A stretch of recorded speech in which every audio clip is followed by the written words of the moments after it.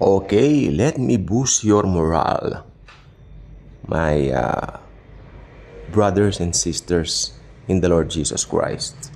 Sometimes kailangan natin magpalakasan. At ang mga mensahe na ibibigay ko po ngayon ay hindi po ito yung lagi niyong naririnig sa akin.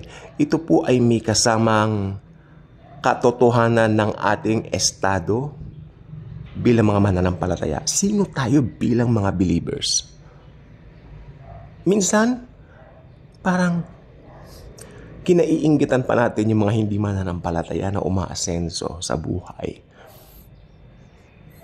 Minsan, parang nadadarang tayo o nadadala tayo sa sistema o pamamaraan ng daigdig na ito na lumilipas sabi ng Biblia yan. Tingnan natin ngayon, bakit tayo dapat laging masaya? Meron po isang nangaral na pastor sa YouTube, I forgot his name, no? Pero alam nyo, I think mga last month yun. Kasi random po akong manood Minsan hindi ko tinitignan, basta sige lang. Pagkatapos sa isang video, naka-ano na yan. Kumbaga may parang playlist na yan na sunod-sunod. Alam mo, sabi niya, talagang ito ay tumatak sa akin, no? Busy ako parot parito ako pag ganyan-ganyan ako sa bahay. Tapos naririnig ko yung preaching. Ito po ang sinabi niya. If you're a believer of Jesus Christ, you should always be happy. Loneliness has no room in your heart. Why? Ito na po yung unang punto natin. Bakit po ba lagi dapat tayong happy? Alam niyo, sabi ng pastor na ito, dapat lagi tayong masaya. Hindi tayo dapat nalulungkot. Diba? And yet, marami mga believers, mga born-again Christians, laging malungkot. Di po ba? Totoo po yan. At minsan, siguro malamang sa malamang, nakakalimutan nila kung sino tayo kay Jesus. Okay. Tumimo sa akin yung salitang sinabi ng pastor na ito Ito po yung unang puntong gagamitin ko yung sinabi niya. Sabi niya, dapat lagi tayong maging masaya. We should always be happy. And loneliness has no room in our hearts. Why? Number 1. Ito yung puntong gagamitin ko na Because we are saved. Ligtas po tayo. Anytime na matulog tayo, hindi ko po gagamitin yung term na kamatayan. Kasi bilang mga believers po, tandaan nyo si Lazaro. Pinuntahan ni Jesus, natutulog si Lazaro. Ang ginamit ng Panginoon, in-emphasis ng Panginoon, natutulog. Lazaro is sleeping. Hindi sinabing namatay si Lazaro. Pero nung hindi maintindihan ng mga disipulos, natutulog lang pala, therefore he will get well. No, honey Jesus. Lazarus is dead. Patay na si Lazaro. Pero ang Panginoong Hesukristo, hindi siya agad pumunta roon. 4 days right after, doon siya nagpunta. Doon siya nag-appear. Kaya nga sabi ng kapatid niyang Maria, kung nandito po kayo, Lord, hindi po sana ang kapatid ko ay namatay. Hindi po ba? Pero ito yung sabi ni Jesus, hindi ba sinabi ko sa iyo kung maniniwala ka, mabubuhay siya? Yan po yung sinasabi ko po sa inyo. Yan po yung emphasize natin ng eternal life in Christ. Pero, ang ginawa niya kay Lazaro, binuhay niya ito agad. Di po ba? Kasi natutulog nga lang. Ang isang believer po, hindi po pinapangalanan ni Jesus na namamatay. Ang kamatayan, ina-apply sa mga unbelievers. Pag namatay ang unbelievers, namatay sila, patay pa sila sa impyerno. Alam po ba ninyo kapag ako'y nagpupunta sa mga sementeryo, nakalagay RIP, nung araw nung puro Tagalog pa raw ang salita, SLN, sumalangit nawa. Pero ang tanong ko sa sarili ko, lahat ba ng ito ay ligtas? Lahat ba ng ito kilala si Jesus? No. Kung hindi kilala si Jesus, dapat ang nakalagay doon sa kanyang puntod, T-I-H. T-I-H. Ano yun? Trouble in hell. See? Hindi ko po ikinatutuwa yung pagpunta ng mga unbelievers doon. Pero, pinapangalanan ni Jesus, pag believer ang namamatay, hindi sinasabing namamatay, natutulog. Kaya sabi ko po sa inyo, Meron pong big distinction ang mga believers sa unbelievers. Unang-una, tinatawag tayong natutulog lang. Amen? Yes. At pag natulog po ang isang believer, sigurado ligtas ang kaluluwa. Kaya sabi nga po ng pastor na yun, nakalimutan ko ang pangalan niya, hindi ko po alam. American yata siya, Australian, I don't know, I'm not sure. Pero ang sabi niya, loneliness has no room in our hearts because we are saved. You're saved! Gumaganon pa siya. Ang galing ng preaching niya. You're saved! What's the use of that frown in your faces? Ang ganda. Saved po tayo. Kung meron tayong dapat ipagdiwang, yun ay dahil ligtas po tayo. Okay? Pangalawa, tayo po ay pinaboran ng Diyos. We are highly favored and greatly blessed. Alam nyo, teka lang po, inom akong kape. Kung hinihiwalay ni Jesus yung salitang kamatayan sa pagtulog, kamatayan sa unbelievers, pagtulog sa mga mananampalataya, yung favor sa mananampalataya lang niya binibigay, hindi niya binibigay yan sa mga unbelievers. Yung mga unbelievers, makinig pong mabuti sa akin, umasenso man sila sa buhay, ang nasa isip nila, yun po ay kanilang sariling gawa, diskarte o kakayanan. Never nilang ibibigay ang credit sa Panginoon kasi hindi naman nila kilala ang Panginoong Jesus. Di po ba? How can they give credit to someone or somebody that they didn't know in the first place? That's why I'm telling you. Amen? We are highly favored and greatly blessed. Pangatlo, we are protected from God's wrath. Ito po yung tribulation at great tribulation. Tayo po ay protected na roon, aalisin po tayo dito sa rapture. Pang-apat, tayo po ang maghuhukom o maghuhusga sa mga angels. Yan po ang sabi sa Corinthians. I think nasa 1 Corinthians po siya. Sabi niya, bakit kayo nagkakaroon ng mga disputes among you? Hindi niyo ba alam that you will judge angels? Ito po ay mangyayari sa 1,000-year millennial reign ng Panginoong Hesukristo. Amen? Don't you see that? Don't you see that? We will judge angels. Nakita po ninyo kung gaano po katindi ang mga believers. At ang pinakahuli, gagamitin ko pong number 5, Jesus loves us. The person of Jesus, that's everything for a believer. The person of Jesus is everything for a believer. Amen. Yung paggising mo, you know that Jesus is embracing you, loving you, and He will show you a lot of great things that day.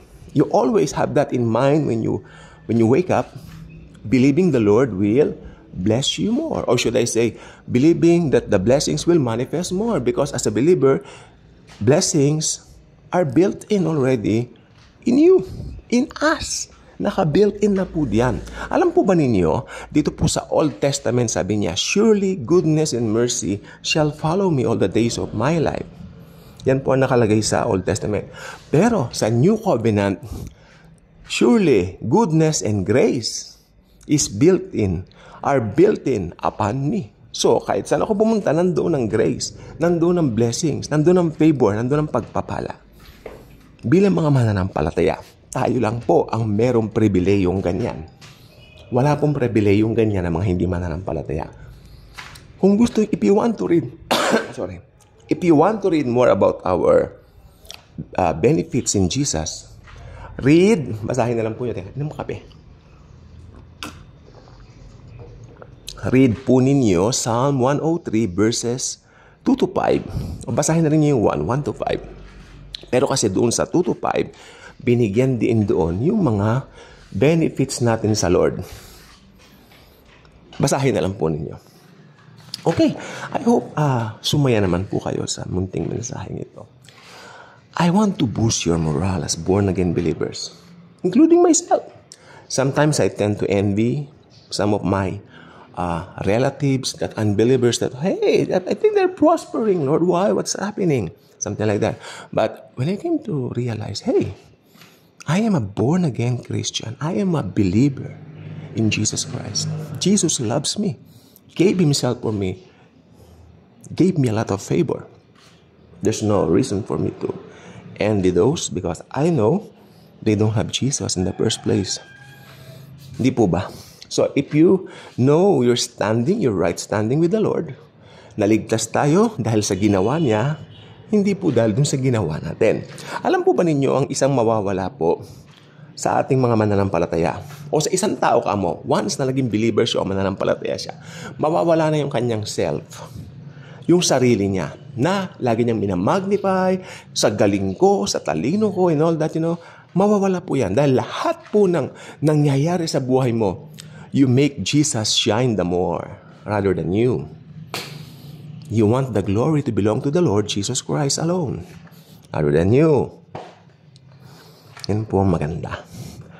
We know, alam po ba ninyo, isa lang pong sinasabi ko sa Panginoon, Lord, pag may mga blessings na dumarating, especially nagkakagulat na mga regalo o mga blessings ng Panginoon sa akin. Sabi ko, Lord, lahat po ng yan, lahat po ng meron kami, lahat po ng yan, Panginoon, galing sa inyo.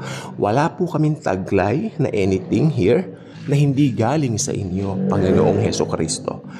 Galing lahat sa iyan, Lord Jesus. You are so dear to us. Di ba? Your person is everything to us. Kaya alam po niyo, ang believer, mawawala rin po sa kanila ang takot. Sapagkat mapapalitan to ng kumpiyansa, confidence, na hindi pa kailanman naranasan ni naman. Natatanda po niyo si Peter. Nakita nila ang Panginoon. They thought it was a ghost. Lord, if that was you, if that is you, Lord, let me walk with you in the water. Come on, Peter, come on. Halika dito ka ni Jesus. Nakalakad po si Pedro ang sabi ng mga Bible theologians o great scholars from the Bible, nakahakbang po siya ng mga 3 hanggang 4. Pero nung tanggalin niya ang kanyang mga mata sa Panginoong Hesukristo, nakita niya yung wave sa paligid. Nagpasimula siyang lumubog dahil tinanggal niya ang focus sa life giver, kay Jesus. Ganyan din po ang nangyayari sa ating mga born-again Christians. Sometimes natatanggal natin ang ating mata sa Panginoong Hesukristo at nadadarang tayo sa paligid natin ng kamunduhan ng mundo. Alam po ba ninyo ang presyo ng mundo? Matindi rin po yan dahil ang sanlibutan na ito ay sanlibutan ni Satanas. Don't get me wrong. Si Lord po may-ari ng lahat. Pero alam naman natin, si Satan po ay pinakawalan dito at nandadaya at nandideceive dito sa mundo. Kaya kung tinanggal natin ang ating mga mata sa Panginoon at masyado tayong nadala sa mga worries in life, worries of life, na masyado tayong nadala sa mga yung mga pakikipagbarkada, di ba? Masyado tayong nadala sa stress sa pera and all that, parang mapipilitang gumawa ng mga makukompromiso pa yung faith mo. Huwag po ninyong papabayaan na matanggal ang inyong mata sa Panginoong Hesukristo. Sabi ng Bible sa Hebrews, fix our eyes on Jesus, the author and perfecter of our faith. Yes, nagsimula po ang ating victory sa cross. Okay? Sa cross, nagsimula po ang ating victory to another victory, to another victory. Walang katapusang victory ang meron po tayo. Sabi ng Bible sa John chapter 1,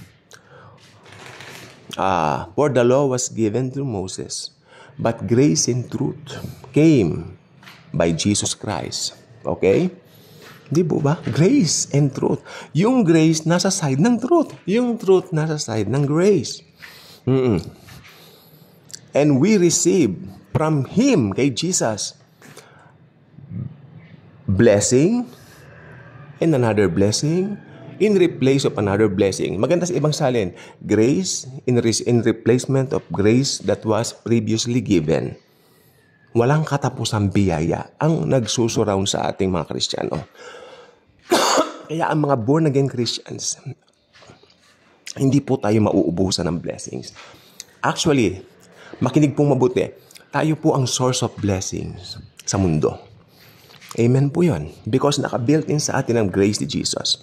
Of course, si Jesus po ang pinagmumulan ng blessing, pero ibinigay lahat ni Jesus sa atin. May authority po tayo. In fact, we can speak. Yung mountain na yan at yan ay, yung mga pilosopo, sige nga, no, I'm not talking about that. I'm talking about using your faith. Speak to your situation. May sakit ka ba? In Jesus' name, gagaling ako. Kagabi sabi ko, Lord, magaling na po ako. Although, medyo iba pang boses ko, pero hindi na po ako inuubong masyado. I speak. Lalayas na ito, Lord. Nakaka-istorbo sa mga vlogs ko. Ganyan ang sabi ko kagabi. So, Lord, thank you very much because this morning, I woke up, maayos na po. Ganon. May financial problems po ba kayo? I speak. Blessings. More blessings magma-manifest. Lagi niyong babanggitin yung term na manifest because it will manifest only since it was built in on the inside of you. In the inside of you. Kaya sabi ko, as born-again Christians, as born-again believers, we are highly favored and greatly blessed by Jesus. Kaya sabi ko, ibus ko kaya ang moral ng mga kapatid ko sa iyo, Panginoon. Dahil nararamdaman ko rin po yan minsan. Kung nararamdaman mo yan, kung nararamdaman ko yan, nararamdaman po yan ng mga kapatid natin sa buong mundo. Nadadaon po sila. Nakakalungkot maisip natin na nadadown din ang mga kapatid natin sa Panginoon. Sometimes lumalabas tayo pa yung mga walang ability. Sometimes lumalabas tayo pa yung mga parang kawawa sa mundo. Alam niyo po ba, na maalalahanin lang natin yung salita ng Panginoon. Kung si Jesus nga po pinagmukhang kawawa nila, di ba? Tayo pa kaya? O, ganyan lang pong gusto kong sabihin. Kung si Jesus hindi pinapansin, kinokontra lagi. Alam niyo po ba, when Jesus walked the earth, hindi siya pinapansin. Masyado. Not until nag-ministry siya, kinainggitan siya. Because there's something sa kanya. Hindi naman nakapag-aral yung taong ito. Anak lang siya ng isang karpentero at ni Maria. Hindi ko po alam ang trabaho ni Maria, malamang mananahi. Hindi po ba? O kaya nagtitinda ng sago o gulaman sa University Belt. Joke. Pero alam niyo po ba, may gusto po akong sabihin po sa inyo. Kung si Jesus po ginanon, kung akong inyong Panginoon, ginanyan nila, di ba, gaganyanin din nila kayo. Alam niyo po ba, huwag ninyong i-expect na mamahalin kayo ng mundo. Never in a million years. Pero ang sabi ni Jesus, magmahalan kayo bilang magkakapatid sa akin. A new command I will give unto you, to love one another. Yan lang ang command ni Jesus. Wala naman siyang ibang command sa atin . Magmahalan tayong magkakapatid. Alam niyo, bilang mga Kristiyano, hindi po tayo magkakasundo rin minsan. Ako, marami na akong inalisan na mga churches, mga institutional churches. Pero alam niyo po bang mahal na mahal ko pa rin sila? Kasi kapatid ko sila. Pag may nababalitaan akong pangit na nangyayari, napapaluha pa rin ako. Mahal ko sila, Lord. Alam ko, ingatan mo yan, mga kapatid ko yan . Magkakapatid kami. Alam niyo po ba, sabi ni Jesus, malalaman ng buong sandaigdigan na magkakapatid kayo sa akin kung kayo mag-iibigan at magmamahalan. Mahalaga po yon. Yan ang command ng Panginoong Hesukristo. Hindi po yan ordinance kasi nag-command din siya ng dalawang ordinance. Baptism, water baptism at saka Holy Communion. Hindi po yan kasama doon kasi yon ordinance po yon. Ito command. There is only one command in the New Testament. To love one another. Okay? I hope na-boost ko po ang moral ninyo. Kasi nalulungkot ako. Maraming nalulungkot na Kristiyano. Maraming pinipersecute. Nalulungkot ako. Kasi sabi ko, Lord, parang ganun, parang lumalabas kami pa yung kawawa. Pero naalala ko, balik sa salita ng Panginoon. Kung ako na inyong Diyos ay ginanyan, ganyan din ang gagawin sa inyo. Hindi po ba? May sinabi pa si Jesus sa John, aklat ng John, I think John chapter 14 or something, I'm not sure. Sabi niya gano'n, ang mundo ay nakikinig sa kanila. Yan. John 17, yata. Kasi, taga-mundo sila. Again, nakikinig ang mundo sa kanila. Dahil taga-mundo sila. Kaya kung may magaling magsalita na taga-mundo, na hindi naman mananampalataya, huwag kayong magtaka. Makikinig ang mundo dyan. Tingnan nyo sa TikTok. Maski karamihan dyan, walang katuturan. Maraming followers. Sa YouTube, ganun din, di ba? Sa mga social medias. Wala namang katuturan. Hindi naman mensahe ng Panginoon. Aba, yung mensahe ng Panginoon, ang konti eh. Kaya sabi ko yan, parang nagmumukha naman tayong kaawawa. Di ba? Pero alam nyo, hindi ang mundong ito ang ating tahanan. Nakikiraan tayo rin. Okay? So, hindi pa kayo subscriber sa ating channel, inabot na tayo ng 20 minutes. Talagang tuloy-tuloy lang po ako. I just follow the anointing of the Lord. Okay? Kung hindi pa kayo subscriber sa ating channel, I invite you to do so. Click the notification bell. Share this video. Share Jesus, His love, His grace, His eternal grace to each and every people. Kailangan maraming tao pa rin ang makakilala. Inom kong kape sandali. Hindi niyo po alam, kailangan tayo ng mundo.